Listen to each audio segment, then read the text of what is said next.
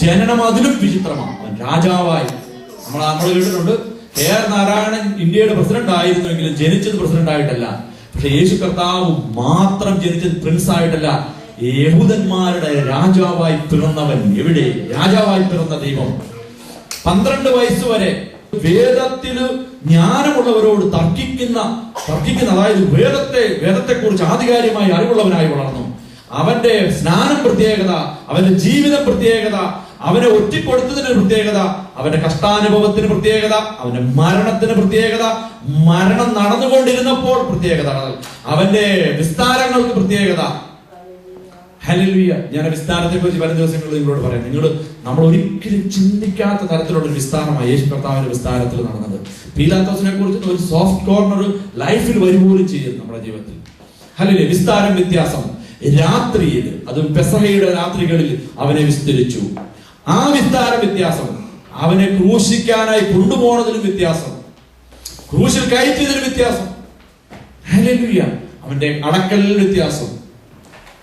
3 ദിവസം ശവക്കല്ലറയിൽ ഇരുന്നു, അതും വ്യത്യാസം. അന്ന് വരെ ആരും കണ്ടിട്ടില്ല ഒരു മനുഷ്യനെ അടക്കതിന് ശേഷം ആ ഗവൺമെന്റ് അതിന് മുദ്രയിടുക എന്നൊക്കെ പറഞ്ഞാല്. മുദ്രയിടുകയോ മാത്രമോ, അതിന്റെ മുമ്പിൽ കിങ്കരന്മാരെ നിർത്തി. അത് മാത്രമോ, അവർക്ക് ധാരാളം പൈസ കൊടുത്തു. എന്താ? കൈക്കൂലിയിൽ ആരും പഴകി പോകാതിരിക്കാൻ വേണ്ടിയിട്ട്. അവരോട് സംഭവിച്ചാൽ സംഭവിച്ചു എന്ന് പറയേണ്ടതിനെ കുറിച്ചുള്ള ഒരു അറിവ് കൊടുത്തു. അപ്പോൾ അവന്റെ മരണത്തിൽ പ്രത്യേകത, അടക്കത്തിൽ പ്രത്യേകത, അവന്റെ ഉയർപ്പിൽ പ്രത്യേകത. നമ്മൾ യേശു കർത്താവിന്റെ ഉയർപ്പിൽ പ്രത്യേകതയല്ല, അതിനുശേഷം അവന്റെ സ്വർഗാരോഹണത്തിന് മുന്നേ ആ സ്വർഗാരോഹണത്തിന് പ്രത്യേകത, ശിഷ്യന്മാരുടെ മേൽ വന്ന് ഊതുന്നതിൽ പ്രത്യേകത, പരിശുദ്ധാത്മാവിനെ പകർന്നതിന് പ്രത്യേകത, ഇന്ന് നമ്മൾ ഈ ഭൂമിയിൽ നിൽക്കുന്നതിന് പോലും പ്രത്യേകതയുണ്ട്. ഇതിന്റെ പിന്നിൽ ആ പ്രത്യേകതയുള്ള നിസ്തുല്യനായ, തുലനം ചെയ്യുവാൻ സാധിക്കാത്ത യേശുവിന്റെ ആത്മാവുള്ളതിനാലാണ്. ഹല്ലേലൂയ. നമ്മൾക്കറിയാം, കഴിഞ്ഞ ആഴ്ചയിൽ യേശു കർത്താവിന്റെ വചനം ഇങ്ങനെയാ പറഞ്ഞത്: ഞാൻ നല്ല ഇടയനാകുന്നു, നല്ല ഇടയൻ ആടുകൾക്ക് വേണ്ടി തന്റെ ജീവനെ കൊടുക്കുന്നു. ആരും തന്റെ ജീവനെ കൊടുത്തും കൊണ്ട് ഒരു ആളെ രക്ഷിക്കുകയില്ല. ആരും ചെയ്യാത്ത ഒരു കാര്യമാണ് താൻ ജീവൻ കൊടുത്ത്. നമ്മൾക്കറിയാം, തമിഴ്നാട്ടിലൊക്കെ ഉണ്ട്, അവിടുത്തെ സൂപ്പർ സ്റ്റാർ ഒക്കെ മരിക്കുമ്പോഴത്തേന് അനേകർ പോയി സൂയിസൈഡ് ചെയ്യും. അത് സൂയിസൈഡ് ചെയ്യുന്നത് അവരോടുള്ള ആരാധന മൂത്ത. ഇപ്പോൾ ഞാനൊരു എക്സാമ്പിൾ, അവിടുത്തെ ഒരു സൂപ്പർ സ്റ്റാറിന്റെ ഒരു പേര് നിങ്ങൾ മനസ്സിൽ ചിന്തിക്കുക. അദ്ദേഹത്തിന് ദീനമായി കിടന്നാൽ ആ പോയി കിടക്കുന്നവൻ ആത്മഹത്യ ചെയ്തതും പറഞ്ഞ് ഈ വ്യക്തിക്ക് ആത്മാവിനെയോ അല്ലവരെ ജീവനെ തിരിച്ചു കിട്ടുന്നില്ല. ഹല്ലേലൂയ. പക്ഷെ യേശു പറഞ്ഞതിന് വ്യത്യാസമുണ്ട്. ഞാൻ നല്ല ഇടയനാകുന്നു, നല്ല ഇടയൻ ആടുകൾക്ക് വേണ്ടി തന്റെ ജീവനെ കൊടുക്കുന്നു. യേശു അവിടെ കൊണ്ട് നിർത്തിയെങ്കിൽ നമ്മൾ പറഞ്ഞാൽ അതെല്ലാവരും ചെയ്യുന്നൊരു കാര്യമല്ലേ, എന്റെ പ്രിയ സുഹൃത്തിന് വേണ്ടി ഞാൻ ജീവനെ കൊടുക്കും. യേശു പറഞ്ഞു, അല്ല, എന്റെ ജീവനെ വീണ്ടും പ്രാപിക്കേണ്ടതിന് ഞാൻ അതിനെ കൊടുക്കുന്നത് കൊണ്ട് പിതാവ് എന്നെ സ്നേഹിക്കുന്നു. ആരും എന്നോട് അത് എടുത്തു കളയുന്നില്ല. ഞാൻ തന്നെ എന്റെ ജീവനെ കൊടുക്കുന്നു. അതിനെ കൊടുപ്പാൻ എനിക്ക് അധികാരമുണ്ട്, വീണ്ടും പ്രാപിപ്പാൻ എനിക്ക് അധികാരമുണ്ട്. എന്റെ ഈ കൽപ്പനകളെ പിതാവിങ്കിൽ നിന്ന് ലഭിച്ചിരിക്കുന്നു. അപ്പോൾ നമ്മൾ ചിന്തിക്കണമേ, യേശു കർത്താവിന്റെ മരണം യേശുവായിട്ട് മരിച്ചതാ. പത്രോസ്ലീഹ വിളിച്ചു പറയുന്നുണ്ട്, ഗലീല പുരുഷന്മാരെ, പിതാവിങ്കിൽ നിന്ന് കേട്ടതുപോലെ അവൻ നിങ്ങളുടെ ഇടയിൽ പാർത്ത അത്ഭുതങ്ങളും അടയാളങ്ങളും ചെയ്തിട്ട് കുറെ കാര്യങ്ങൾ പറയുന്നുണ്ട്. എന്നിട്ട് പറഞ്ഞു, നിങ്ങൾ അവനെ അധർമ്മികളുടെ കയ്യിൽ കൊടുത്ത് ക്രൂശിൽ തറപ്പിച്ചു കൊന്നില്ലേന്ന്. എടാ വിഡ്ഢികളെ, ഇത് യേശുവിന്റെ അല്ലെങ്കിൽ പിതാവാം ദൈവത്തിന്റെ സ്ഥിര നിർണയത്താലും മുന്നറിവിനാലുമായിരുന്നു. ഇത് അറിയുവാൻ നിനക്കൊന്നും ബുദ്ധിയില്ലാതെ പോയല്ലോ എന്ന് ഓർത്ത് ചോദിക്കുന്നു, കളിയാക്കി ചോദിക്കുന്നു. ദൈവത്തിന്റെ മരണം പിതാവിന്റെ സ്ഥിര നിർണയത്താലുള്ളതായിരുന്നു. ഇത്ര മണിക്ക് ഇന്നവിടത്ത് വെച്ച് ഇന്ന 2 കള്ളന്മാരുടെ മധ്യേ ഇന്നതുപോലെ ഇന്നയാളിനാൽ വിധിച്ച് ഇത്ര മണിക്ക് മരിച്ചിരിക്കുമെന്നുള്ളത് പിതാവിന്റെ സ്ഥിര നിർണയമായിരുന്നു. അത് പിതാവിന് മുന്നറിവ് നേരത്തെ അറിവുള്ള കാര്യമായിരുന്നു. ആരാ മാറ്റാൻ പറ്റത്തില്ലാത്ത മുന്നറിവ്, സ്ഥിര നിർണയമുള്ള ഒരു മരണം നടന്നതിന് ശേഷം പീലാത്തോസും ഹേരോദാവും കടന്ന് പറയുകയാണ്, അല്ലെങ്കിൽ കന്നാബും ഹയ്യബാബും ഒക്കെ കടന്ന് അവർ വലിയ പാർട്ടി നടത്തിയെങ്കിൽ പത്രോസ്ലീഹ വിളിച്ചു പറയുകയാണ്, ഹേ ഗലീലാ പുരുഷന്മാരെ, നിങ്ങൾ അധർമ്മികളുടെ കരങ്ങളിൽ കൊടുത്ത് തർപ്പിച്ചു വന്നവനെ പിതാവിന്റെ സ്ഥിര നിർണയത്താലും മുന്നറിവിനാലും നടന്നതാണെന്ന് അറിയാത്തതുണ്ട്. യേശു പറയുകയാണ്, അതിനെ കൊടുപ്പാൻ എനിക്ക് അധികാരമുണ്ട്, അതിനെ പ്രാപിപ്പാനും എനിക്ക് അധികാരമുണ്ട്. യേശു കർത്താവിനെ മരിച്ചവരിൽ നിന്ന് ഉയർപ്പിച്ചവന്റെ ആത്മാവ് നമ്മുടെ മേൽ വരുമ്പോഴും നമ്മൾ ഉയർക്കും. ഇന്നലെ രാത്രിയിൽ ഞാൻ ഈ മെസ്സേജ്, ഞാൻ ഇതിന്റെ പേര് പിന്നെയും പറയാം, യേശു കർത്താവിന്റെ മരണം ഒരു പഠനം ബൈ ബിജു ചെറിയാൻ. ഞാൻ തന്നെ ഇതിനെ ഒത്തിരി പ്രാക്ടീസ് ചെയ്തുണ്ടാക്കുന്നതാണ്. ഒത്തിരി കഷ്ടപ്പെടുന്നുണ്ട് ഇതിന് പിന്നിൽ, ഒത്തിരി സമയം ചെലവഴിക്കുന്നു. കാര്യം എനിക്ക് യേശുവിനെ ഇനി പ്രസംഗിക്കണമെന്ന് വലിയ ആഗ്രഹം എന്ന് പറഞ്ഞാൽ പ്രസംഗിച്ചൊന്നും യേശുവിനെ അല്ലെന്നല്ല. നമ്മൾ നെഹമ്യാവിനെ പ്രസംഗിച്ചു, നമ്മൾ പല വ്യക്തികളെ പ്രസംഗിക്കുന്നു. പക്ഷെ യേശുവിനെ കുറിച്ച് കുറച്ചും കൂടി ഒന്ന് പ്രസംഗിക്കണം.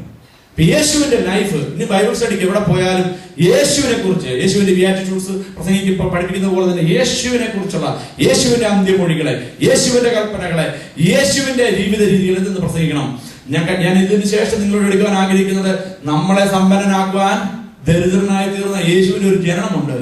യേശു ഇതെല്ലാം എക്സ്ട്രാ ഓർഡിനറി ആണെങ്കിലും അവന്റെ ജീവിതത്തിൽ അവൻ നമ്മുടെ ഇടയിലേക്ക് ഇറങ്ങി വന്നാണ് യേശു ജീവനെ പകർന്നത്. ഹല്ലേലൂയ. അപ്പൊ പ്രകൃതി ശക്തികളെ ഇളക്കിയ ഒരു മരണമാണ് യേശുവിൻ്റെതെന്നാണ് ഇന്ന് പറയുവാൻ പോണത്. കഴിഞ്ഞ ആഴ്ച നമ്മളൊരു ഇൻട്രൊഡക്ഷൻ മാത്രമേ പറഞ്ഞുള്ളൂ. യേശുവിന്റെ മരണം യേശുവിന്റെ അറിവോടുകൂടി, യേശുവിന്റെ ജനനം യേശുവിന്റെ അറിവോടുകൂടി, യേശു മരിച്ചതിന് ശേഷം ജീവൻ പ്രാപിച്ചതും യേശുവിന്റെ അറിവോടുകൂടി.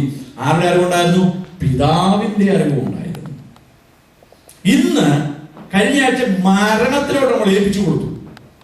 ഒരാഴ്ച നമ്മൾ അതുമായിട്ട് നടന്നു. ഇന്ന് മരണത്തിൽ സംഭവിച്ച 4 കാര്യങ്ങൾ, യേശുവിന്റെ മരണം നടന്നുകൊണ്ടിരുന്നപ്പോൾ സംഭവിച്ച 4 കാര്യങ്ങൾ. മത്തായിയുടെ സുവിശേഷം 27-ാം വാക്യം 50-ാം വാക്യം ആരെങ്കിലും ശബ്ദമുയർത്തി വായിച്ചാട്ടെ. Matthew chapter 27 verse 50 to 53.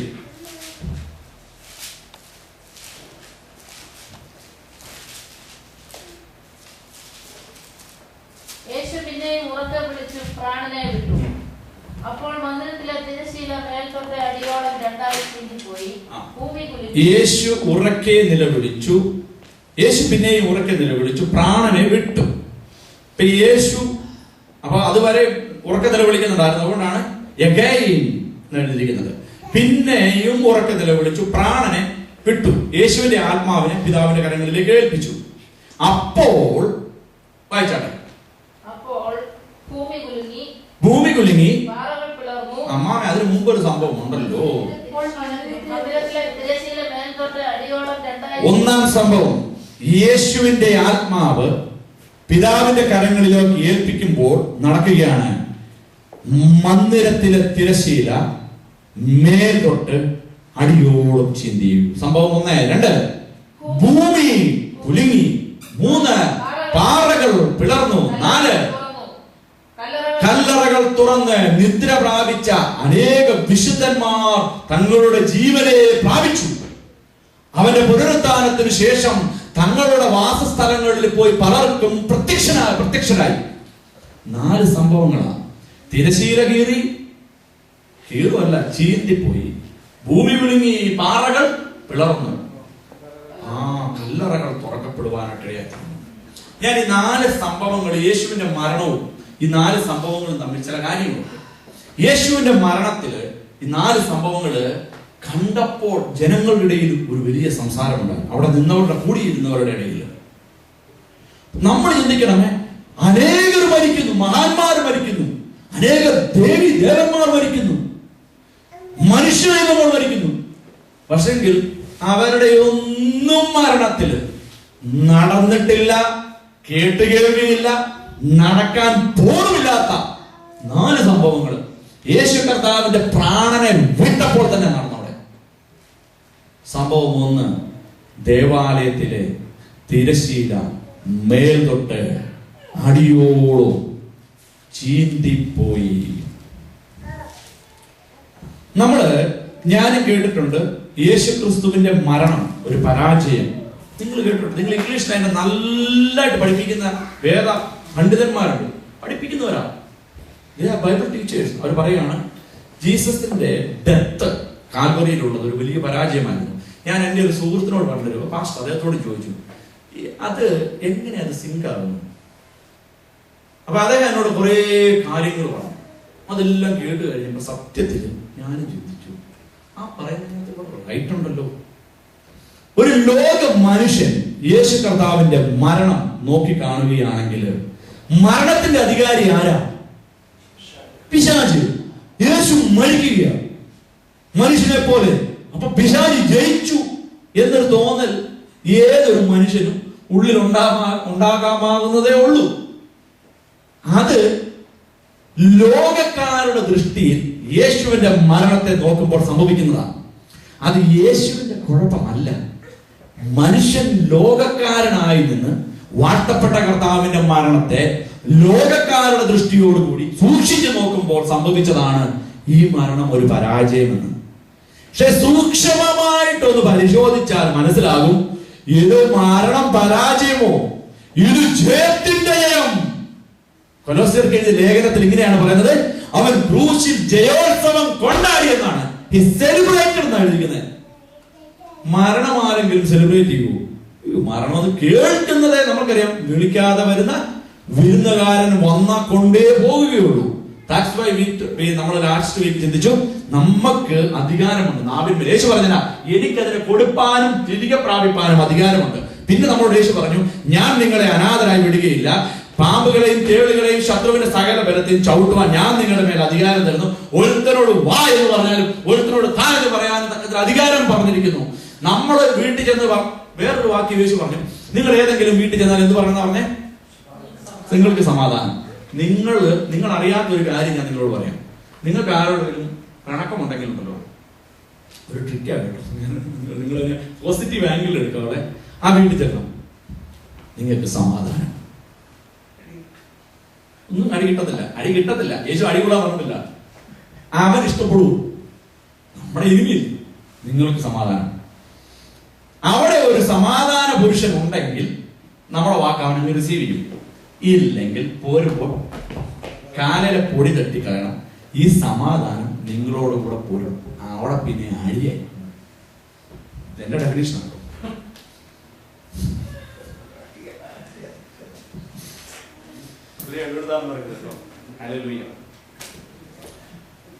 ശത്രുക്കളെ സ്നേഹിപ്പാണ് കർത്താവ് പറഞ്ഞത്. കർത്താവിന്റെ ധൈര്യം പറഞ്ഞാൽ അതാണ് അറിയാം. നമ്മൾ അപ്പൊ അധികാരമുണ്ട് നമ്മുടെ നാവിന്മേല്. ഞാനതാ പറഞ്ഞു, അധികാരമുണ്ട്. ഇവിടെ സമാധാനം നടക്കട്ടെ എന്ന് പറഞ്ഞാൽ സമാധാനം തരുവാൻ നമ്മുടെ നാവ് പറയുമ്പോൾ പ്രവർത്തിക്കുന്ന ദൈവാത്മാവ് ഇവിടെയുണ്ട്.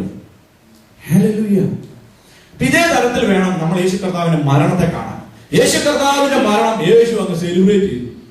സാത്താനും അവന്റെ കിങ്കരന്മാരും പീലാത്തോസും ഹേരോദാവും കന്നാവും ഹയ്യബാവും ജനത്തിന്റെ മഹാപുരോഹിതന്മാരും യഹൂദ പ്രമാണിമാരും അല്ലെങ്കിൽ റോമ ചക്രവർത്തിമാരും ഒക്കെ അവൻ മരിച്ചു, അവൻ ഏലിയാവിനെ വിളിക്കുന്നു, അവൻ 3 ദിവസം കൊണ്ട് മന്ദിരമണി എന്ന് പറഞ്ഞവനെ ഇറങ്ങി വരുവിൻ, അവൻ ദാഹിക്കുന്നു, അവൻ വെള്ളം വേണോ?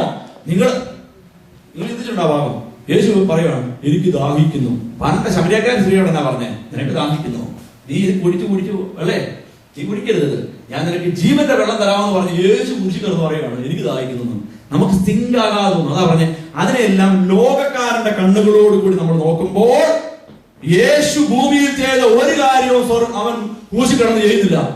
വെള്ളമോ ഇവനല്ല വേണ്ട പറഞ്ഞ് വെള്ളം കുടിക്കരുതെന്ന്, എന്നിൽ നിന്ന് കുടിക്കാൻ പറഞ്ഞവരിപ്പോ വെള്ളത്തിനായിട്ട് കിടന്ന് കീഴുന്നു. ആത്മീയപരമായ കണ്ണുകളാൽ നമ്മൾ അതിനെ നോക്കുക. മുഴുവൻ അടങ്ങിയിരിക്കുന്നത് യേശു അവിടെ സെലിബ്രേറ്റ് ചെയ്യുകയാണ്. യേശു പറയാം, my mission is complete. Last പറയാം, my mission is complete. I am giving my soul. ഞാൻ എന്റെ ആത്മാവിനെ എല്ലാം നിവൃത്തിയായി. യേശു എന്തെല്ലാം ആഗ്രഹിച്ചു അതെല്ലാം നിവൃത്തിയായി. ഇതൊരു വലിയ തിരക്കഥയാണ്. തിരക്കഥ മുഴുവൻ കംപ്ലീറ്റ് ആയി യേശു പറഞ്ഞു, എല്ലാം നിവൃത്തിയായി.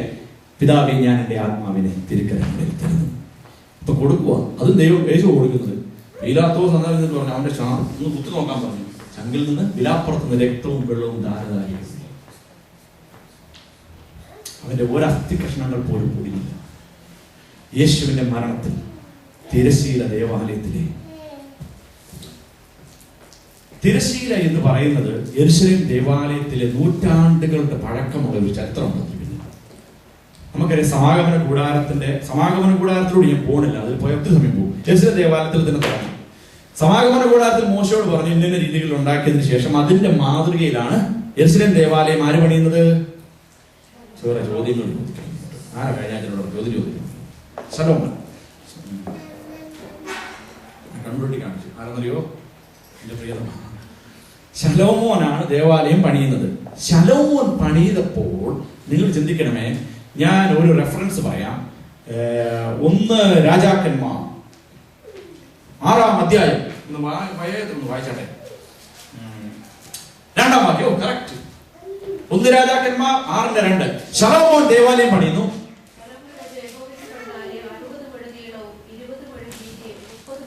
അത് 30 മുഴം ഉയരമുണ്ട്. 30 മുഴം എന്ന് പറഞ്ഞാൽ നിങ്ങൾക്ക് പിടി കിട്ടുമോ? ഫീറ്റിൽ പറയട്ടെ, ഞാൻ അത് എടുത്തുകൊണ്ടാണ് വന്നിരിക്കുന്നത്. 30 മുഴം ഈസ് ഈക്വൽ ടു 45 ഫീറ്റ്. അപ്പൊ ഇത്രയല്ല, 45 അടി. ഇത് നിങ്ങൾ ചിന്തിക്കണമേ, റെഫറൻസ് നിങ്ങൾ എഴുതിക്കും. 1 രാജാക്കന്മാർ 6:2 ശലോമോന ദേവാലയം പണിയുന്നേ. അത് 30 മുഴം ഹൈറ്റ് ഉണ്ട്, കത്തനുണ്ട്. ഇത് ഹെരോദാവ്, നമുക്കറിയാം യേശുവിന്റെ സമകാലികനായിരുന്ന ഒരാളുടെ പേര് പറയാമോ? ഹിസ്റ്റോറിയനായിരുന്ന ജോസഫീസ്. രണ്ടുപേരുടെ പേരുണ്ട്, ഫിലോ. ഇവരൊക്കെ യേശുവിന്റെ കാര്യങ്ങളെ കുറിച്ച് നമുക്ക് ഇത്രയും കാര്യങ്ങൾ തന്നിരിക്കുന്നവരൊക്കെയാണ്. അപ്പൊ ജോസഫീസ് എഴുതിയിരിക്കുന്നത് എന്നാന്ന് ചോദിച്ചാൽ, അതിനുശേഷം ഹെരോദാവ് രാജാവായി വന്നപ്പോൾ ആലയത്തിന്റെ പ്രൗഢിയെ പുള്ളി അങ്ങ് കൂട്ടി. ഈ 30 മുഴം തന്നെ നമ്മൾ വായിച്ചത്. ഈ 30 മുഴം എന്നുള്ളത് extended to the temple height to 60 feet എന്നാക്കി. ഞാനിതെല്ലാം നെറ്റിൽ നിന്നും മറ്റ് സോഴ്സുകൾ ഉപയോഗിച്ച് തന്നെ ഞാനിത് ഉണ്ടാക്കിയിരിക്കുന്നത്. അപ്പൊ നിങ്ങൾക്ക് ഇതെല്ലാം ചെയ്താൽ കിട്ടും. യേശുവിന്റെ ഡെപ്ത് അടിച്ചാൽ മതി, കുറെ കാര്യങ്ങൾ ഗൂഗിളിൽ നിന്ന് കിട്ടും, വിക്കിപീഡിയയിൽ നിന്ന് കിട്ടും. ഹെരോദാവ് is extended to the church height to 60 feet, അതായത് 40 മുഴമാക്കി. അപ്പൊ തിരശീലയുടെ ഹൈറ്റ് എത്രയായി? 60 അടിയും. ഇതൊന്നും അല്ല തിരശീല. ഇനി നിങ്ങൾ ഇന്ന് പോയി അടിച്ചു നോക്കിയ വേറൊരു കാര്യമുണ്ട്. The thick of the curtain was 4 inch. 4 inch. ഇതെത്ര കാണും? 2 മില്ലിമീറ്റർ കാണും ഇതിന്റെ കനം. അല്ലെങ്കിൽ 1 മില്ലിമീറ്റർ എന്റെ കണക്കിലുള്ളൂ. യെരൂശലേം ദേവാലയത്തിന്റെ തിരശീല ചീന്തി പോയത് ഒരു പറയുന്ന ട്രെയിലറെ വിട്ട് യേശു കർത്താവിന്റെ കിങ്കരന്മാര് പോയി കണ്ടിച്ചോളാൻ കണ്ടിച്ചൊന്നും അല്ല. ഇതൊക്കെ അങ്ങനെയൊക്കെയുള്ള അഭ്യൂഹങ്ങളുണ്ട്. ഇതൊന്നുമല്ല പറഞ്ഞാൽ 60 അടി നീളമുള്ള 4 ഇഞ്ച് വീതിയുള്ള 4 ഇഞ്ചെന്ന് പറഞ്ഞാൽ ഞാൻ സ്കെയിലുമായിട്ടാണ് വന്നിരിക്കുന്നത് കാണിക്കാൻ. ഇത് 6 ഇഞ്ചാ. ഇത്രയും കട്ടിയുള്ള കർട്ടനാണ്. ഇത്രയും കട്ടിയുള്ള 60 അടി ഉയരമുള്ള തിരശീല മേൽതൊട്ട് താഴേന്ന് മേലോട്ടാണോ എഴുതിയിരിക്കുന്നത്? മേൽതൊട്ട് അല്ല, താഴേന്നാണ് നമുക്ക് പറയാം. ഇലക്ട്രോണിക് കത്രിക വെച്ച് താഴേന്ന് കെട്ടിവിട്ടുന്നു. No way. ഈ കട്ടൻ മേൽതൊട്ട് അടിവരെ തുറക്കപ്പെട്ടു. നമുക്കറിയാം ഇതിന്റെ പിന്നിൽ നടക്കുന്ന കാര്യങ്ങളെ കുറിച്ച് ഞാൻ പറയാം. യഹൂദന്മാരുടെ ആരാധന ക്രമപ്രകാരം അതിവിശുദ്ധ സ്ഥലം, വിശുദ്ധ സ്ഥലം, പ്രാകാരം എന്നുള്ള 3-4 തലങ്ങളുണ്ട്. ഈ അതിവിശുദ്ധ സ്ഥലത്ത് ആർക്കും, മോസ്റ്റ് ഹോളി പ്ലേസ്, ആർക്കും പ്രവേശനമില്ല. മനുഷ്യർക്ക് ആർക്കും പ്രവേശനമില്ല. ഒരേ ഒരു വിശ്വാസികൾക്ക്, ഒരേ ഒരാൾക്ക് മാത്രം. അയാൾ ആരായിരിക്കണം? അവൻ യഹൂദ പൗരനായിരിക്കണം, യഹൂദ മതത്തിന്റെ മതപുരോഹിതനായിരിക്കണം, മഹാപുരോഹിതനുമായിരിക്കണം, യഹൂദ മതക്കാരനായിരിക്കണം. അവൻ ബോൺ ഇൻ ജൂയിഷിലായിരിക്കണം. അവൻ പുരോഹിതനായ മാത്രം പോരാ, അവൻ മതത്തിന്റെ മഹാപുരോഹിതനായിരിക്കണം. ഇവരും എന്നൊന്നും കയറാൻ പറ്റുന്നില്ല അവിടെ. ഹല്ലേലൂയ. ഇത് ആരിൽ നിന്ന് ലഭിച്ചതാണെന്നറിയോ? അഹരോന് കൊടുത്തതാ. അഹരോന് കൊടുത്ത ഒരു വാക്യം ഞാൻ വായിച്ചു. എക്സോഡസ് എളുപ്പത്തിൽ അവിടെ വായിച്ചതിന് ശേഷം നിങ്ങൾക്ക് ഇതിന് പിടികിട്ടും.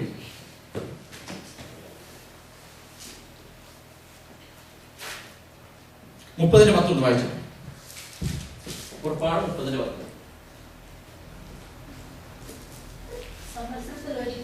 സംവത്സരത്തിൽ ഒരിക്കൽ, ആണ്ടിൽ ഒരിക്കൽ അഹരോൻ തന്റെ കൊമ്പുകൾക്ക് വേണ്ടി പ്രാർത്ഥന കഴിക്കണം. മതി, പ്രാശ്ചിത്തയാഗമാണത്.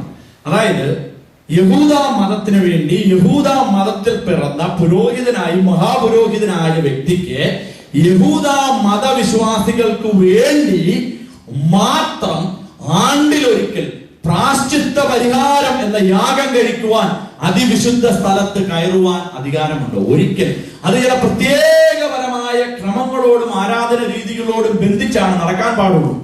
പ്രത്യേക തരത്തിലുള്ള ചടങ്ങുകൾ അവിടെ നടന്നതിന് ശേഷമാണ് ഇയാള് അവിടെ പോയി യാഗം. ഈ അതിവിശുദ്ധ സ്ഥലത്ത് ദൈവ സാന്നിധ്യം തിങ്ങി നിറഞ്ഞിരുന്നു. അപ്പൊ ദൈവ സാന്നിധ്യം നിലനിന്നിരുന്ന സ്ഥലത്ത് ഈ അഹരോന്റെ പാരമ്പര്യത്തിൽപ്പെട്ട മഹാപുരോഹിതന് മാത്രമേ പ്രവേശനം ഉണ്ടായിരുന്നുള്ളൂ. ജനങ്ങളെല്ലാം ആ അതിവിശുദ്ധ സ്ഥലവും വിശുദ്ധ സ്ഥലവും തമ്മിൽ വേർതിരിക്കുന്ന ഒരു കർട്ടനെ കാണാൻ മാത്രമേ റൈറ്റ് ഉള്ളൂ. അതിനുശേഷം പുരോഹിതനും ഇറങ്ങി വന്ന് വിറ്റയാഴ്ച കൊണ്ട് വെളിയിൽ നിന്ന് ശുശ്രൂഷിക്കും. ഇതെന്തുവാ? 60 അടി ഉയരം, 4 ഇഞ്ച് കനം. നിങ്ങളതൊന്ന് ചിന്തിച്ചു നോക്കിയേ, 4 ഇഞ്ച് കനം. ഇതൊക്കെ വലിച്ചിറക്കുന്നത് എങ്ങനെയായിരിക്കും? ഞങ്ങൾ പണ്ടായിരുന്ന പള്ളിയിലെ അതിന്റെ മണി ഒന്ന് അടിക്കാൻ ശ്രമിച്ചിട്ടുണ്ട്. അടിച്ചിട്ട് അതേ പിടിക്കുമ്പോൾ തലേന്ന് പിടിക്കുന്നത് താഴോട്ട് വാദിയാണ്. കാര്യം ഇതിങ്ങനെ കറങ്ങുമ്പോഴത്തേന് ഇവിടെ 10-50 വർഷം മുന്നേ പണിത മണിയുടെ കാര്യം പറഞ്ഞത്. ഇത് 2000 വർഷങ്ങൾക്ക് മുന്നേ ഉള്ള കഥയാണ്. ആ തിരശ്ശീല ആണ് കീറിയത്. അപ്പോൾ അതിവിശുദ്ധ സ്ഥലത്ത് നിൽക്കുന്ന പുരോഹിതനെ, മഹാപുരോഹിതനെ വിശുദ്ധ സ്ഥലത്തോ പ്രാകാരത്തിലോ നിൽക്കുന്ന ജനങ്ങൾക്ക് കാണുവാൻ കഴിയത്തില്ല. അകത്ത് നടക്കുന്ന കർമ്മപരിപാടികളെ ആരും അസിസ്റ്റ് ചെയ്യുവാനുമില്ല. ഒറ്റയ്ക്ക് പോയി ശുശ്രൂഷ ചെയ്യണം. അവിടെ എങ്ങാനും വെച്ച് മരിച്ചു വീണാൽ അവനെ വലിച്ചിറക്കുവാൻ വേണ്ടിയാണ് ഇടക്കെട്ട് എന്ന് പറഞ്ഞ് നമ്മുടെ പള്ളിയിൽ അച്ഛന്മാർ കിട്ടുന്ന ഇടക്കെട്ട്. അവിടെ എങ്ങാനും വെച്ച് മരിച്ചു വീണാൽ അതിൽ വെച്ച് ഇതിന്റെ ഒരറ്റം ചെന്ന് ചേർക്കണം. മഹാപുരോഹിതൻ കയറുന്ന സ്ഥലത്ത് നമ്മൾക്ക് ആർക്കും, സാധാരണ ജനങ്ങൾക്ക് കയറുവാൻ റൈറ്റ് ഇല്ല. ഇനി ഒരു കാര്യങ്ങൾ കൂടിയുണ്ട്. മഹാപുരോഹിതൻ അവിടെ വെച്ച് എങ്ങനെ മരിച്ചു വീഴും? അവൻ പാപരഹിതനാണെങ്കിൽ, തന്റെ ജീവിതത്തിൽ അശുദ്ധി ഉണ്ടെങ്കിൽ, താൻ യാഗം നടത്തുന്ന സമയത്ത് വെച്ച് തന്റെ ജീവനെ എടുക്കപ്പെടും.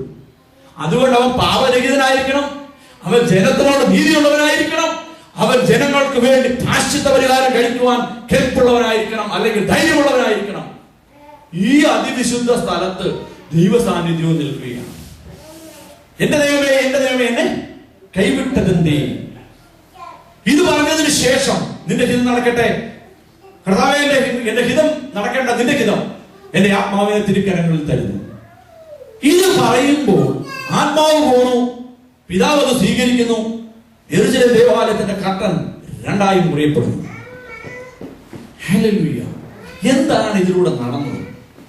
അതുവരെ അതിവിശുദ്ധ സ്ഥലം എന്ന സ്ഥലം മഹാപുരോഹിതൻ മാത്രമേ കണ്ടിട്ടുള്ളൂ. എബ്രായർക്ക് എഴുതിയ ലേഖനത്തിൽ പറയുന്നു, നമ്മൾക്കായി പിതാവിന്റെ വലത്ത് ഭാഗത്തെ മഹാപുരോഹിതനിരിക്കുന്നു. അവന്റെ പേര് കുഞ്ഞാടെന്ന യേശു കർത്താവ്. യേശു കർത്താവ് ചെയ്തതെന്ന് ചോദിച്ചാൽ, തന്റെ മരണത്തിലൂടെ ദേഹം എന്ന തിരശീല ചീന്തി.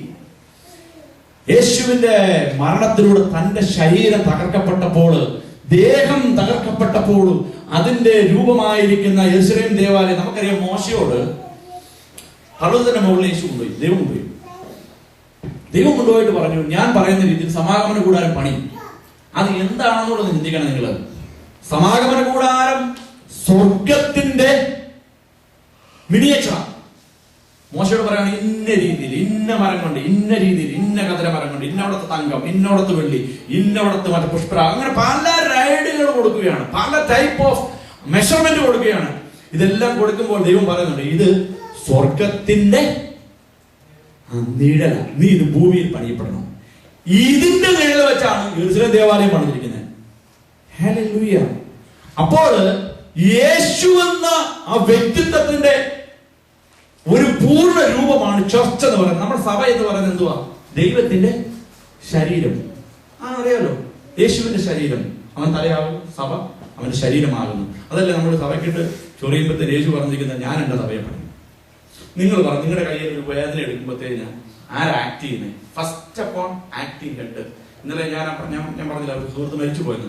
അദ്ദേഹത്തിന് ഞാൻ ഈ ഡിസ്ക്രിപ്ഷനിൽ സുജയോട് പറഞ്ഞപ്പോൾ പറഞ്ഞു, ക്ലിനിക്കൽ ഡെത്താ Sujay, but still I am trying. അപ്പൊ എന്നോട് ചോദിച്ചു, ബ്രെയിൻ ഡെത്ത് ആയോ എന്ന് ചോദിച്ചു. അതോ ബ്രെയിൻ ക്ലിനിക്കൽ ഡെത്ത് എന്ന് ഞാൻ പറഞ്ഞപ്പോൾ ചോദിച്ചു, ബ്രെയിൻ ഡെത്ത് ആണോ അതോ ബോഡി ഡെത്ത് ആണോ എന്ന് ചോദിച്ചു. ഞാൻ ഇങ്ങനെ ചോദ്യം, മരിച്ചു പോകുന്ന മരിച്ചു പോയി എന്നല്ല ഇതിന്റെ അർത്ഥം. ക്ലിനിക്കൽ ഡെത്ത് ഞാൻ അത്ര ഉദ്ദേശിച്ചുള്ളൂ. അപ്പൊ എന്നോട് പറഞ്ഞു, ബ്രെയിൻ ഡെത്ത് ആണെങ്കിൽ നോ മോർ, അത് ജീവിക്കത്തില്ല, ബ്രെയിൻ ഡെത്ത് ആക്കി. അപ്പോൾ നമ്മുടെ കരത്തിൽ ചെറിയ ഒരു മുറിവ് പറ്റിയാൽ ആദ്യം അറിയുന്ന ആരാ? ബ്രെയിനാ. യേശു പറഞ്ഞു, സഭയുടെ ബ്രെയിൻ ആരാ? ഞാൻ. അപ്പൊ ഇവിടെ ചൊറിഞ്ഞാൽ എവിടെ അറിയും? ഞാൻ അതുകൊണ്ടാണ് പറഞ്ഞത്, ഒരിക്കലും ഒരു സഭയോടും നിങ്ങൾക്ക് ബുദ്ധിമുട്ടാണെങ്കിൽ വേറെ സഭയിൽ പോയിക്കോണം. തമാശ അതാ ചെയ്യാവുള്ളൂ. ഒരിക്കലും ഒരു സഭയിൽ നമ്മൾ ഞാനൊക്കെ അതിന്റെ ചില സമയങ്ങളിൽ ചില കാര്യങ്ങൾ ഓർമ്മ എനിക്ക് വിഷമം വരാം. ഒരു സഭയ്ക്ക് നമ്മൾ ഒരു ഭാരമാകരുത്. ഒരു സഭയിൽ നമ്മൾ കർത്താവിന് അന്നേരം സെൻസ് കിട്ടി, ഇന്ന വ്യക്തി സഭയ്ക്കിട്ട് പണി എന്നോടാണ് ദൂതുണ്ട്, നീ സഭയെ പണി, ഞാൻ എന്റെ ഗ്രഹത്തിൽ. എനിക്കിത് പറയും, ഞാൻ തുറന്നു പറയാം നിങ്ങളോട്, ഞാൻ നിങ്ങളോട് സ്നേഹം കൊണ്ട് പറഞ്ഞു. ഒരു സഭയിൽ നമുക്ക് ഇപ്പൊ നമ്മളെല്ലാവരും വിദേശാടനക്കിളിയെ പോലെ ഇംഗ്ലണ്ടിലായിരിക്കുന്നവരാണ്. ഒരു പക്ഷെ നമ്മളൊക്കെ നാളെ ആഫ്രിക്കയിലോ അന്റാർട്ടിക്കയിലോ ഉപഭൂഖണ്ഡങ്ങളിലോ പല സ്ഥലങ്ങളിലൊക്കെ പോയിരിക്കും. ആയിരിക്കുന്ന ദൈവസഭയോട് വിശ്വസ്തരായിരിക്കണം, നമ്മുടെ നീതിയോടെ നിൽക്കണം. ഹല്ലേലൂയ. നമ്മൾ ചെയ്യുമ്പോൾ ഓർക്കും ഞാൻ അങ്ങനെ നടന്ന എന്നെ കുഴപ്പമില്ല. എനിക്കൊരു കുഴപ്പമില്ല. എന്നോട് എൻ്റെ സുഹൃത്തുക്കള് ഞാൻ ഈ ശുശ്രൂഷയിലൂടെ ഇറങ്ങാൻ കർത്താവ് പ്ലാനുണ്ടെന്നൊക്കെ അറിഞ്ഞപ്പോൾ ഞാൻ 3 വർഷം എൻ്റെ സുഹൃത്ത് ബന്ധം ഞാൻ മാറ്റിവെച്ചു. അതിനുശേഷം ഇവിടെ ഉണ്ടായിരുന്ന അനൂപ് ഞാനിവിടെ ഒരു വീട്ടിൽ ചെന്നപ്പോഴത്തേന് മോട്ടറിൽ താമസിക്കുന്ന നിങ്ങൾ ഇവിടെ ഉണ്ടോന്ന് എൻ്റെ കൂടെ വഴക്ക് നടന്നൊരു വ്യക്തിയാണ്. ഞാൻ പറഞ്ഞു ഒരു സെപ്പറേഷൻ എനിക്ക് വേണമായിരുന്നു. അതിനുശേഷം അവർക്ക് എന്നെ ഇന്ന് വരെ, ഞാൻ തുറന്നു പറയാം, യേശുവിന്റെ രക്തത്താൽ ഞാൻ പറയണം, ഇന്ന് വരെ ഒന്നിനും കിട്ടിയിട്ടില്ല. അതിന് മുന്നേ ഉള്ള കഥകൾ പറഞ്ഞാൽ ഇന്ന് നടക്കുന്നത്. അതാണ് ഞാൻ പറഞ്ഞ ശൗല് കൊണ്ടുപോയി ഇവിടെ പോയി അന്ത്യോക്യ പോയി സഭ പണിയാൻ കാര്യതാണ്, പോകാൻ കാര്യമാണ്. കാര്യം യെരുശലേമിൽ നിന്നാല് പോളിനെ കുറിച്ച് എന്നും അവനാ മറ്റവന്റെ കൂട്ടുകാരനെ കൊന്നവനാ. ഇത് കേട്ട് കേട്ട് കേട്ട് കേട്ട് മടുത്തു. അവസാനം അവൻ കണ്ടു, കർത്താവും കണ്ടു, അവനെയും കണ്ടു. ഇവിടുന്ന് യെരുശലേം ദേവാലയം പിന്നെ നടക്കണമെങ്കിൽ അന്ത്യോക്യയിൽ നിന്ന് കൊണ്ടുവരണം. ഹല്ലേലൂയ. പിതൃദേശത്ത് ആരും മാനിക്കപ്പെടത്തില്ല. കഴിഞ്ഞ ദിവസം എൻ്റെ ഒരു സുഹൃത്ത് ഇപ്പം ഓസ്ട്രേലിയ ശുശ്രൂഷകളായിട്ട് ഇറങ്ങി എന്നോട് പറയാ 12 കുടുംബമുണ്ട്, ഒരാൾ ഒറ്റയ്ക്കും വരുന്നുണ്ടെന്ന് പറഞ്ഞു. ഞാൻ പറഞ്ഞു ഏറ്റവും സ്നേഹിക്കുന്ന ആരാന്ന് ചോദിച്ചു. ഞാൻ പറഞ്ഞു അത് സമ്പല്ലത്തും തോബിയാവുമായി തീരുമെന്ന് പറഞ്ഞു. അതുകൊണ്ട് അവരെ രക്തത്താൽ മുദ്രയിട്ടെന്ന് പ്രാർത്ഥിക്കാൻ. ദൈവസഭയിൽ എപ്പോഴും പിതൃനഗരത്തിൽ പ്രവാചകൻ മാനിക്കപ്പെടത്തില്ല. ഹല്ലേലൂയ. ഞാൻ ആലോചിക്കാറുണ്ട്, ചില സമയങ്ങളിൽ കഴിഞ്ഞ ദിവസം എനിക്ക് ഒത്തിരി, ഞാൻ ഒരു പുകഴ്ച പറഞ്ഞു, ഒത്തിരി ഫോൺ കോൾസ് വരുന്നത്. പലരും എന്നെ അറിയില്ലാത്തവര്, ഇംഗ്ലണ്ടിൽ നിന്നല്ലാതെ തന്നെ പല രാജ്യങ്ങളിൽ നിന്ന് വരുന്നു.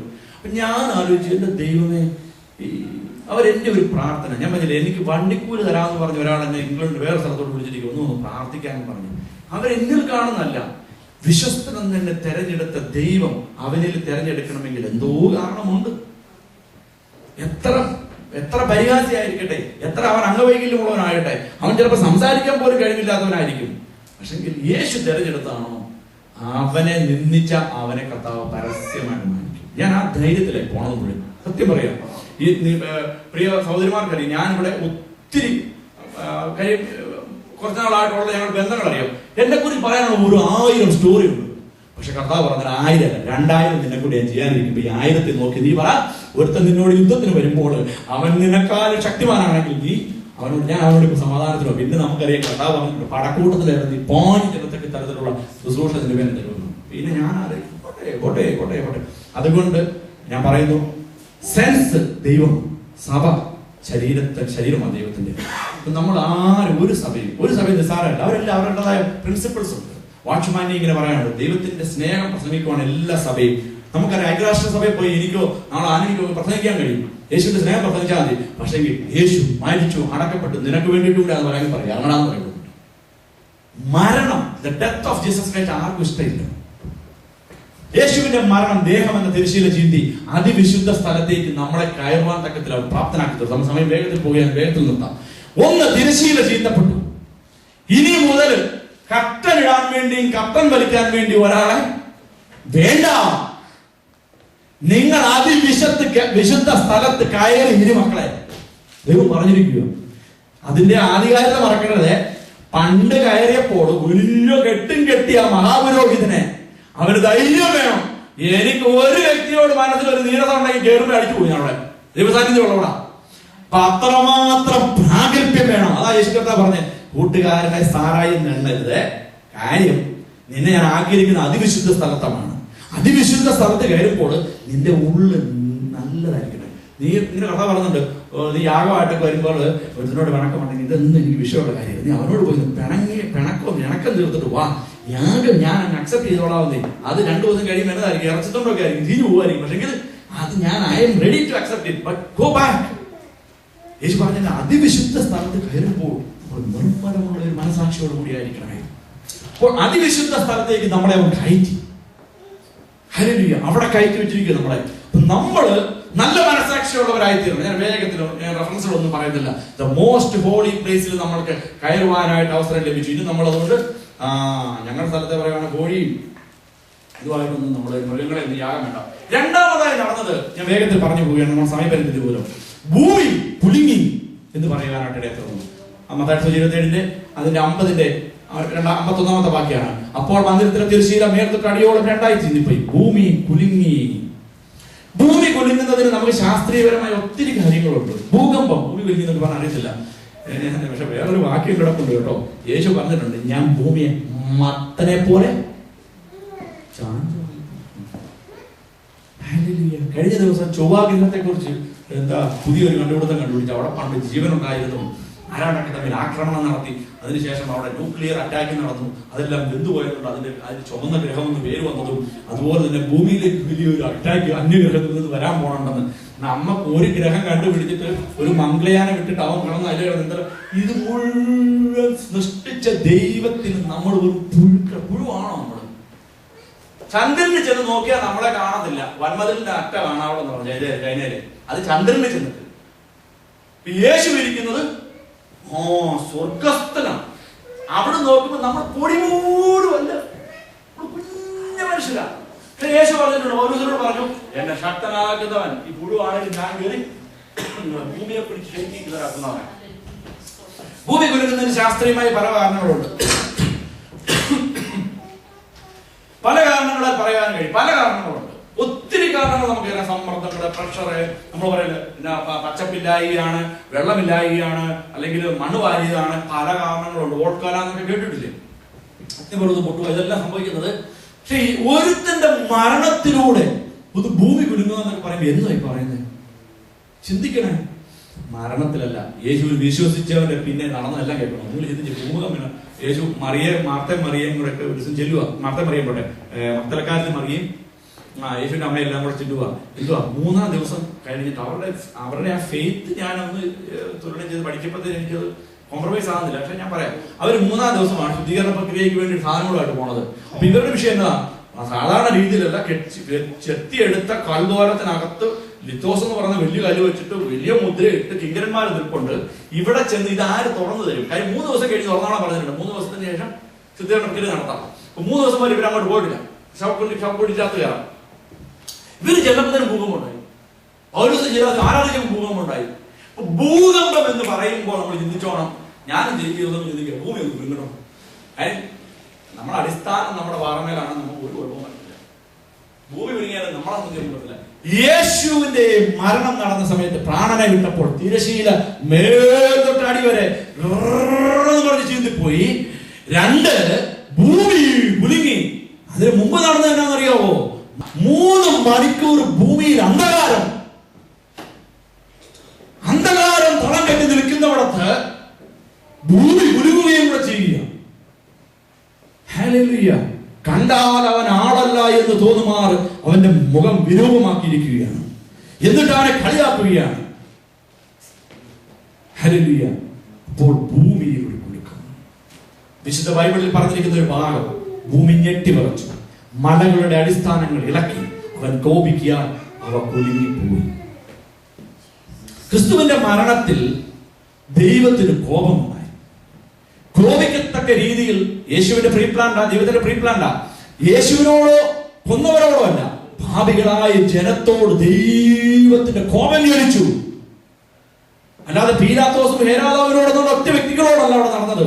ജനങ്ങളോട് തന്റെ കൈയാൽ സൃഷ്ടിക്കപ്പെട്ട് താൻ ജീവന്റെ ശ്വാസം ഊതി താൻ പറഞ്ഞ് 2 മരങ്ങളുടെ നടുക്ക് നിവർത്തി, ജീവന്റെ വൃക്ഷവും മരണവൃക്ഷം അല്ല അറിവിന്റെ വൃക്ഷവും, നീ അറിവിലോട്ട് പോകാതെ ജീവന്റെ വൃക്ഷം ഫലം കായ്ച്ച് നീ ജീവിപ്പ്, നീ സകലത്തെ മടക്കി വാഴാൻ പറഞ്ഞവൻ തെറ്റ് ചെയ്തതിന്റെ ഫലമായി ഭൂമിയിൽ പാപം പെരുകി, ഭൂമിയെ ശപിച്ചു തരും.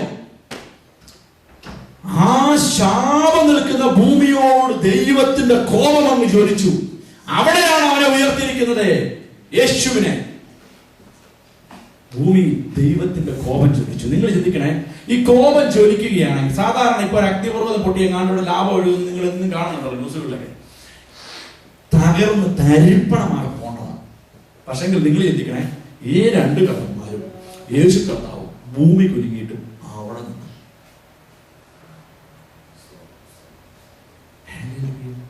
ഭൂമി കുലുങ്ങി. പക്ഷെ ഒന്നിനും അല്ലെ ദേവാലയം പ്രബലമായ പൊടിയുണ്ടായിരുന്നു ഒന്നും പറഞ്ഞില്ല. ജനത്തിന്റെ ഇടയിൽ ദൈവത്തിന്റെ കോപത്തിന്റെ ജ്വാല ഇറങ്ങി.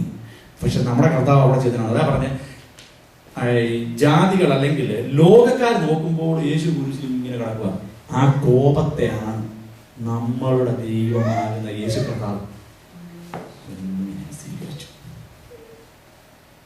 യേശു കർത്താവിന്റെ മരണത്തിൽ പുതിയ നിയമസഭയ്ക്കുള്ള വലിയൊരു കാര്യത, അവരുടെ കോപം ചൊരിക്കിയാൽ ഭൂമി മത്തനെ പോലെ ആടിയപ്പോൾ ആ കോപത്തെ ദൈവം, നമ്മുടെ വാഴ്ത്തപ്പെട്ട കർത്താവ് അതിനെ ശമിപ്പിച്ചു. പിതാവേ പിതാവേ പിതാവേ പിതാവേ, ഇവർ ചെയ്യുന്നത് എന്തെന്ന് ഇവർ അറിയാൻ ഇവരോട് ക്ഷമിക്കുക, ഞാൻ അവർക്കായി യാഗമാകുന്നു. Hallelujah, hallelujah. പിതാവിന്റെ കോപത്തെ ശമിപ്പിച്ചു. ഒരു ജയകരമായ രീതിയിൽ നമ്മളെ നേടി ഭൂമിയിൽ സമാധാനം വരുവാൻ കർത്താവ് ഇടയാക്കി. ഞാൻ അതിൽ വേഗം അതിന് 1-2 ഭാഗങ്ങളൊക്കെ പറയണമെന്നുണ്ട്. ഇന്നലെ ഞാൻ മുമ്പോട്ടുള്ള ഭാഗത്തിലൂടെ കടന്നു പോവുകയാണ്. നമ്മൾക്കറിയാം, ഭൂമിയിൽ ദൈവകോപം ജ്വലിച്ചു നിൽക്കുമ്പോൾ 2 തരത്തിലുള്ള ആൾക്കാരാണ് അവിടെ നിൽക്കുന്നത്. നമ്മളോട് ചോദിക്കാം, നമ്മൾ ന്യായവിധിക്കാണോ പുത്രന്റെ സ്നേഹത്തിലാണോ? യേശു പറയാണ്, ഞാൻ അവരെ തരത്തില്ല, അവരുടെ കോപത്തിലേക്ക് അവരെ ഞാൻ വിടത്തില്ല. അതാണ് റോമർക്ക് എഴുതിയ ലേഖനം 8-ാം അധ്യായം 1-ാം വാക്യം. ഇപ്പോൾ ക്രിസ്തയേശുവിലുള്ളവർക്ക് ഒരു ശിക്ഷാവിധിയുമില്ല. നിങ്ങളൊന്ന് മനസ്സിലാക്കണം, യേശു കർത്താവിന്റെ മരണം പരാജയമാണെന്നൊക്കെ പ്രസംഗിക്കുന്നവർ പറയണം, യേശുവിന്റെ മരണം എന്ത് വന്നി അറിഞ്ഞിരിക്കുന്നത്? ആ കോപം കത്തിച്ചൊലിച്ചപ്പോൾ അതിനെ യേശു പറഞ്ഞു, വേണ്ട വേണ്ട വേണ്ട വേണ്ട. ഇങ്ങനെ എന്നോടൊരു ദൈവദാസൻ പറഞ്ഞ ഇങ്ങനെ നമ്മളെ കവർ ചെയ്ത് പിടിച്ചിരിക്കുകയാണ് ദൈവം. നമ്മുടെ യേശു കർത്താവ് ഇങ്ങനെ കവർ ചെയ്ത് പിടിച്ചിരിക്കും. ഇന്നും നമ്മളതിന് അടിയില്ല. നമുക്ക് യേശുവിനെ കാണാൻ പറ്റുന്നുള്ളൂ. യേശു ത്രൂവോ പിതാവിലോട്ടുള്ള ആ ഒറ്റ വഴി, ഒറ്റ അക്കൗണ്ട്. ഇന്ന് നമ്മൾ ചെയ്യുന്ന പാപങ്ങളെ യേശു മറയ്ക്കുക. വേണ്ട, പിതാവ് കണ്ടില്ല, അങ്ങനെ ഞാനത് ഡെമോൺസ്ട്രേറ്റ് ചെയ്യുന്നുള്ളൂ. പിതാവ് കാണാതെ നമുക്ക് ആരെങ്കിലും പറയാൻ പറ്റുമോ? നീതിമാൻ ഒരുത്തം പോലും പറയുന്നതാ, നിന്റെ അകൃത്യങ്ങളെ, നിന്റെ ലംഘനങ്ങളെ മറച്ചു വെക്കുന്ന ശുഭം വരികയില്ല. നമുക്കറിയാം, പിതാവേ നിന്റെ കോപം എന്റെ മേൽ ജ്വലിക്കാതെ വേണം. പുത്രനാകുന്ന ദൈവം എന്നെ കവർ ചെയ്ത് പിടിച്ചിരിക്കുന്നു. അവന്റെ കോപം ജ്വലിക്കാൻ ഭൂമി ഞെട്ടിമറച്ചു. ആ കോപത്തെ നമ്മുടെ കുഞ്ഞാട് കാൽവരിയിൽ സമീപിച്ചത്. ഹല്ലേലൂയ. നമുക്കറിയാം, 3-ാമതായി നടന്നത് പാറകൾ പിളർന്നു എന്നാണ്. വേഗത്തിൽ നമ്മുടെ സമയം തീർന്നു എങ്കിലും ഞാൻ നിങ്ങളോട് പറഞ്ഞു നിർത്തട്ടെ. പാറകൾ പിളർന്നു. യേശു കർത്താവിന്റെ ശരീരം മണ്ണ് മാത്രമല്ല, അല്ലെങ്കിൽ വിൺ മാത്രമല്ല, അസ്ഥിയും ഉണ്ടായിരുന്നത്. അറിയാമല്ലോ, പഴയ നിയമത്തിൽ പറയുന്നുണ്ട്, അവന്റെ അസ്ഥികളൊന്നും ഓടിയിട്ടില്ല, അവന്റെ ശരീരം ദ്രവത്വം കാണുകയില്ല. വചനങ്ങൾ അതിലൂടെ യേശു കർത്താവിനെ അടക്കി 3-ാം ദിവസം മണിയനീച്ച പറഞ്ഞതൊക്കെ നോക്കി കാണണം. ഹെരോദാവിന്റെ ആൾക്കാരില്ലേ, ഒന്നും നടക്കുന്നില്ലല്ലോ എന്നാണ്. എന്താ മണിയനീച്ചെന്ന് പറഞ്ഞാൽ? ഉറുമ്പരിക്കും, അല്ലെങ്കിൽ അവന്റെ ശരീരം, തന്റെ പുത്രന്റെ ശരീരം ദ്രവത്വം കാണാൻ അവൻ വിട്ടുകൊടുക്കുകയെന്ന് വചനം നമുക്കുണ്ട്. അവന്റെ ഓരസ്ഥികളും ഓടിയെത്തില്ലെന്ന് വചനമുണ്ട്. അപ്പോൾ അസ്ഥിയെയും പാറകളെയും ബൈബിളിലും സംയമിച്ച് ചിന്തിക്കാനായിട്ട്, അസ്ഥികൾ കൊണ്ട് നിർമ്മിക്കപ്പെട്ടതാണ് മനുഷ്യ ശരീരം, പാറകൾ കൊണ്ട് നിർമ്മിക്കപ്പെട്ടതാണ് ഭൂമി. അതാണ് യേശു കർത്താവ് ആഴത്തിൽ കുഴിച്ച് പാറമേലടിസ്ഥാനം ഇടുവീൻ. പാറയില്ലെങ്കിൽ നമ്മുടെ അടിസ്ഥാനങ്ങൾ എത്രമാത്രം വലുതാണെങ്കിലും മറിഞ്ഞു. അസ്ഥി ഇല്ലെന്ന് വിചാരിക്കട്ടെ, നമ്മുടെ കുഞ്ഞുങ്ങളങ്ങനെ ആരില്ല. നമുക്കറിയാം ചില അംഗവൈകല്യമുള്ളവരുടെയൊക്കെ അവരുടെ അസ്ഥികൾക്ക് ബലമില്ല. നമുക്കറിയാമല്ലോ, ഞാൻ ആ പേരുകളൊന്നും പറയേണ്ടത്. നമുക്കറിയാം, അവരെന്ന് വിചാരിക്കുന്ന രീതിയിൽ. ഞാൻ ബോംബെയിൽ, എനിക്ക് പറയാനെന്ന് പറഞ്ഞത്, ഞാൻ വർക്ക് ചെയ്തൊരു field spastic society of India എന്ന് പറഞ്ഞ് അവിടെ വർക്ക് ചെയ്തിട്ടുണ്ട്. നിങ്ങൾക്കറിയാം, spastic society of India plastic അല്ല, അറിയാവുന്നതാണ്. അത് വെച്ചാൽ അവരിങ്ങനെ വെക്കാൻ പോകുമ്പോൾ അവരുടെ ബ്രെയിൻ അല്ല കുഴപ്പം, ബ്രെയിൻ ആർ ഓൾ റൈറ്റ്. അവരുടെ ബ്രെയിൻ ഒത്തവണ്ണം കാലിൽ ഇതിങ്ങനെ ഫ്ലെക്സ് റബ്ബർ ബാൻഡ് പോലെ. എനിക്കറിയാം, എന്റെ പ്രിയ സുഹൃത്തുണ്ട്, എം എ സോഷ്യോളജിക്കാരി. അപ്പൊ അസ്ഥിക്ക് ബലമില്ലെങ്കിൽ ശരീരം പോവും. ഭൂമിയിൽ പാറയില്ലെങ്കിൽ ഈ പാറ പിളർന്നു, പാറകൾ പിളർന്നു, ഭൂമിയുടെ നിലനിൽപ്പ് അപകടത്തിലായിപ്പോയി. ഹല്ലേലൂയ. പാറകൾ മാറ്റപ്പെട്ടു, മണ്ണുകൾ അതിലോട്ട് വീണു. ഭൂമിയുടെ നിലനിൽപ്പ് പോലും യേശു കർത്താവിന്റെ മരണത്തിൽ വിറങ്ങലിച്ചു. അതാണ് പ്രകൃതി ശക്തിയുടെ മേലുള്ള അധികാരം ദൈവത്തിനെ കാണിക്കുന്നത്. യേശു കർത്താവിനെ ആരാധിക്കണമെങ്കിൽ നമ്മൾ ആരാധിക്കണം. അതറിയോ, ആ മരണം കൊണ്ട് ജയിച്ച് പ്രകൃതി ശക്തികളുടെ മേൽ ജയം കൊണ്ട ഒരു മരണമാണ് നമ്മുടെ യേശുവിന്റെ. ഭൂമി മുറിക്കപ്പെട്ടു. നമുക്കറിയാം, ആദ്യ മനുഷ്യൻ പാപം ചെയ്തു. യേശു ദൈവം പിതാദേവനാ പറഞ്ഞ ഭൂമി ശപിച്ചു, ഭൂമിയെ ശപിച്ചു. ശാപത്തിന്റെ അന്തരീക്ഷം ഭൂമിയിൽ നിൽക്കുകയാണ്. ശാപം കിട്ടിയ ഭൂമിയിലാണ് യേശുവിനെ ഉയർത്തിയിരിക്കുന്നത്. യേശുവിന്റെ മരണത്താൽ ഭൂമിയുടെ മേലുള്ള ശാപത്തെ മാറ്റി. ഇനി വരുന്നുണ്ട് പുതിയ ആകാശവും പുതിയ ഭൂമിയും നമുക്കായി ഒരുക്കപ്പെടും. ഈ പുതിയ ആകാശവും പുതിയ ഭൂമിക്കായി നമുക്ക് വേണ്ടി പ്രാർത്ഥിക്കാം. വേറെ ഒന്നും പറഞ്ഞിട്ട് നിർത്താം. കല്ലറകളെ തുറന്നു.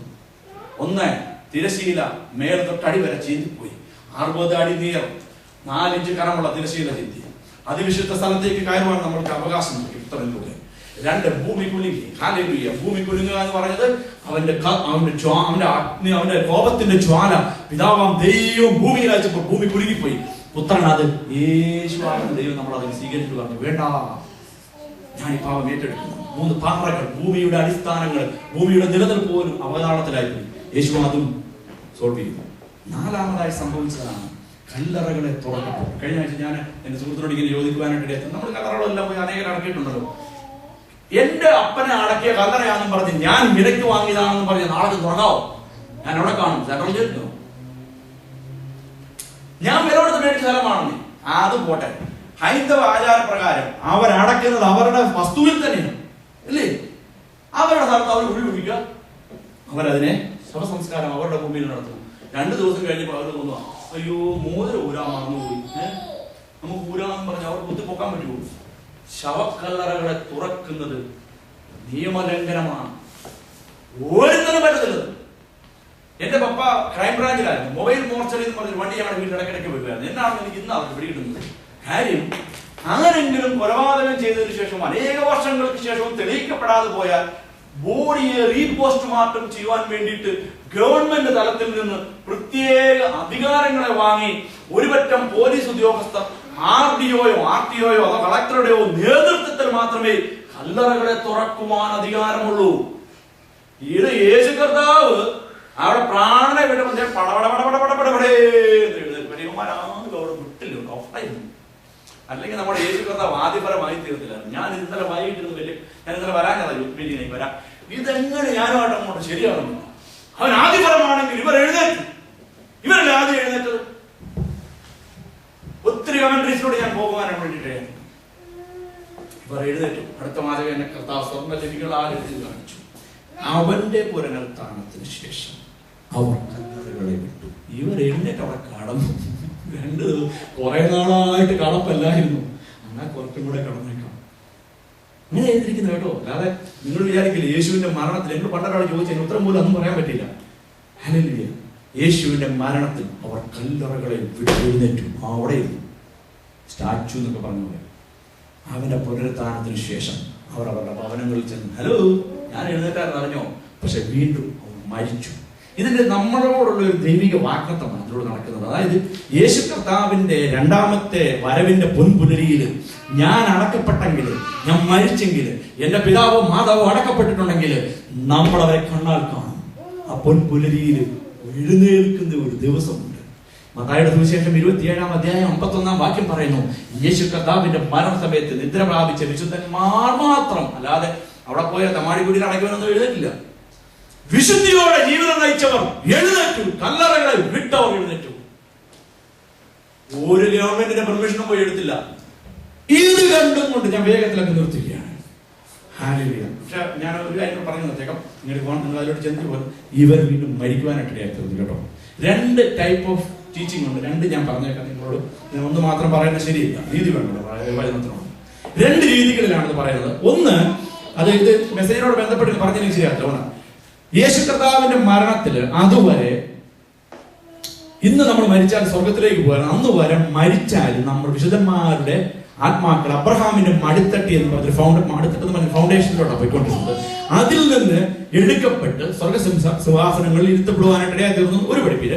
2 പറയുന്നത്, ഈ മരിച്ചു അടക്കപ്പെട്ടു ഉയർത്ത വിശുദ്ധന്മാർ കുറെ ദിവസങ്ങൾക്ക് ശേഷം അതാത് കല്ലറകളിൽ തന്നെ വീണ്ടും അടക്കപ്പെടുവാനായിട്ട് ഇടയായി തീർന്നു എന്നുള്ള പഠിപ്പിക്കുന്നുണ്ട്. പക്ഷെങ്കിൽ എനിക്ക് ഇത്രേ പറയാനുള്ളൂ, നമ്മൾ മരിച്ചു ഉയർത്തെഴുന്നേൽക്കുമ്പോൾ നമ്മളെ പിന്നെ അടക്കത്തില്ല. ഞാൻ ഒന്നുകൂടെ പറയാം. മരിച്ചു അടക്കപ്പെട്ട അല്ലെങ്കിൽ ഒരു കൊലപാതകം നടന്ന് അവനെ വീണ്ടും അവനെ റീപോസ്റ്റ്മോർട്ടം ചെയ്യണമെങ്കിൽ ഒരു റൈറ്റുമില്ല ആ കല്ലറയിൽ നിന്ന് വേറെ കല്ലറയിൽ അടക്കാൻ. നിങ്ങൾക്ക് അതൊക്കെ അറിയാവോ? ഇപ്പോൾ ഒരാൾ റീപോസ്റ്റ്മോർട്ടം ചെയ്തെങ്കിൽ ആ കല്ലറയിൽ തന്നെ അവനെ അടക്കണം. അങ്ങനെ ചില വ്യത്യാസങ്ങൾ നടത്തണമെങ്കിൽ രാജ്യങ്ങൾ ഇടപെടണം. അതാ നമുക്കറിയാം, ഡേവിഡ് ലിവിങ്സ്റ്റൺ എന്ന് പറഞ്ഞൊരു ദൈവദാസൻ ആഫ്രിക്കയിൽ കിടന്ന് മരിച്ചു. അദ്ദേഹത്തിന്റെ ശവശരീരം കിട്ടുവാൻ വേണ്ടിയിട്ട് ഇവിടുത്തെ കൊട്ടാരം ഇടപെട്ടു. കിങ്ഡം, രാജകൊട്ടാരം ഇടപെട്ടു.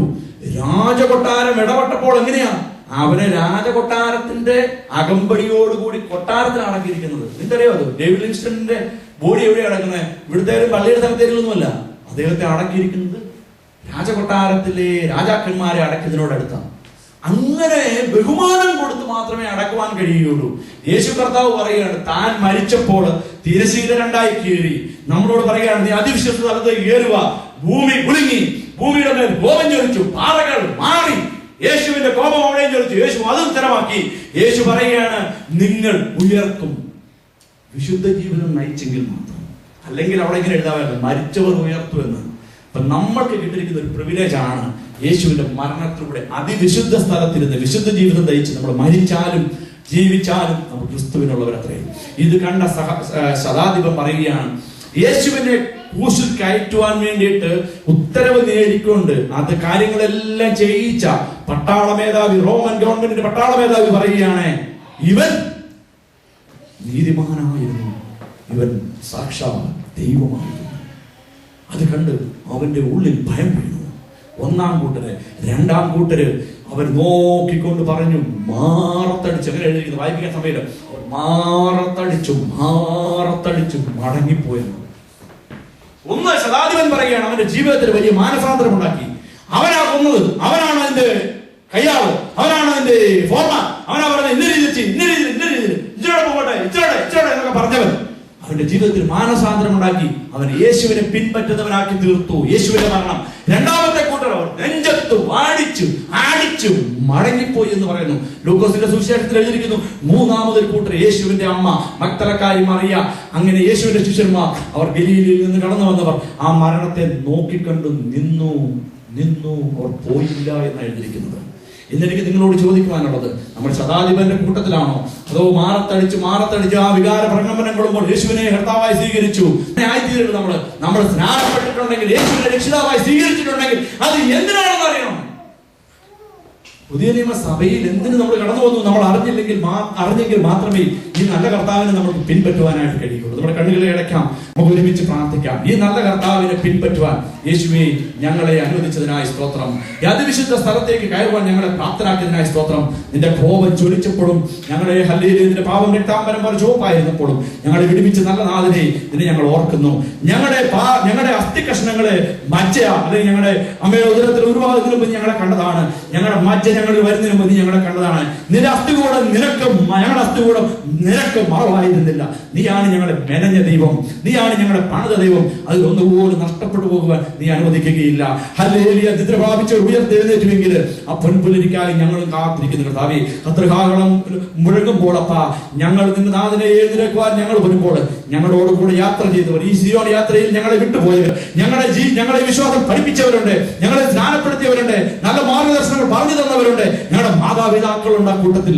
അവരെ കർത്താവേ മരിച്ചവരോട് ഉയർപ്പിച്ചവരുടെ ആത്മാവ് അവരുടെ മേൽ വരുമ്പോൾ ഞങ്ങൾ ജീവനോട് ഇരിക്കുകയാണെങ്കിൽ അവരാദ്യം ഉയർത്തെഴുന്നേറ്റ് ഞങ്ങളുടെ കണ്ണാൽ കാണുന്ന ആ പൊൻപുലരിക്കായി ഞങ്ങൾ കാത്തിരിക്കുന്നു. അതിനായിട്ട് ഞങ്ങൾക്ക് ഒരു വിശുദ്ധ ജീവൻ തന്നാട്ടെ. ഹല്ലേലൂയ. മൂന്നാമനായ ദൈവ സാന്നിധ്യം നമ്മളോട് വിളിച്ചു പറയുകയാണ്, അതിവിശുദ്ധ സ്ഥലത്തിരുത്തിരിക്കുന്ന നമ്മൾ നിസ്സാരക്കാരല്ല. കർത്താവിനെ എതിരേൽക്കുവാൻ, കർത്താവിന്റെ രാജ്യത്തിനായി ഓടുവാൻ, കർത്താവിനായി നിൽക്കുവാൻ നമ്മളെ തെരഞ്ഞെടുക്കപ്പെട്ടവരാണ്. അവന്റെ കിങ്ഡം എക്സ്പാൻഷൻ വർക്ക് നമ്മുടെ മേലിട്ടിരിക്കുകയാണ്. അംബാസിഡറായി നമ്മളെ തെരഞ്ഞെടുത്തിരിക്കുകയാണ്. കർത്താവേ, സ്വർഗത്തിനും ഭൂമിക്ക് നാഥനായി ഞങ്ങളുടെ നല്ല സ്വർഗീയ ദൈവമേ, ഇന്ന് പകലിൽ ഞങ്ങളെ അനുഗ്രഹിച്ച വിധങ്ങളെ ഓർത്ത് സ്തോത്രം ചെയ്യുന്നു. യേശുവിന്റെ മരണത്തിലൂടെ നീ ഞങ്ങളെ നേടിയ വിധങ്ങളെ ഓർത്ത് സ്തോത്രം. കർത്താവേ, നീ ഞങ്ങളെ നേടുവാൻ സ്വന്തം ഓമനകുമാരനെ കാൽവരിയുടെ കരക്കളത്ത് തകർത്ത ദൈവമാണല്ലോ. കർത്താവേ, നിന്റെ കോപം ജ്വലിച്ചപ്പോൾ ഞങ്ങളെ വരിഞ്ഞു മുറുക്കി സ്നേഹിക്കുന്ന ദൈവത്തിന്റെ സ്നേഹം ഞങ്ങൾക്ക് കാണുവാനിടയായി തീർന്നു. ആ ദൈവത്തെ വിട്ടൊരു യാത്ര ഞങ്ങളുടെ ജീവിതത്തിൽ ഉണ്ടാകുവാൻ ആത്മാവേ ഇടവരുത്തരുതേ എന്ന് ഞങ്ങളെ അവസരത്തിൽ പ്രാർത്ഥിക്കുന്നു. ഞങ്ങൾക്കുള്ള സകലത്തിനെയും യേശുവിന്റെ രക്തത്താൽ ഒരിക്കൽ കൂടി മുദ്രയിട്ട് പ്രാർത്ഥിക്കുന്നു. ഇന്ന് ഞങ്ങളെ അനുഗ്രഹിച്ച വിധങ്ങളെ ഓർത്ത് സ്തോത്രം ചെയ്യുന്നു. ഞങ്ങളെ അതിവിശുദ്ധ സ്ഥലത്തിനൊത്തവണ്ണം ജീവിക്കുവാനും ഞങ്ങളെ ശക്തനാക്കണമേ എന്ന് പ്രാർത്ഥിക്കുന്നു. എന്നെ ശക്തനാക്കുന്നവൻ മുഖാന്തരം ഞാൻ സകലത്തിലും മതിയായവൻ എന്നുള്ള വചനം ഞങ്ങൾ കൂടുതലായി ഒരിക്കൽ കൂടെ നന്ദിയോടെ സ്തോത്രം. ആദിയോടന്തം അങ്ങ് ഭരിച്ച് നടത്തിയതിനായി നന്ദിയോടെ സ്തോത്രം. യേശു ക്രിസ്തുവിന്റെ അൻപുള്ള നാമത്തിൽ തന്നെ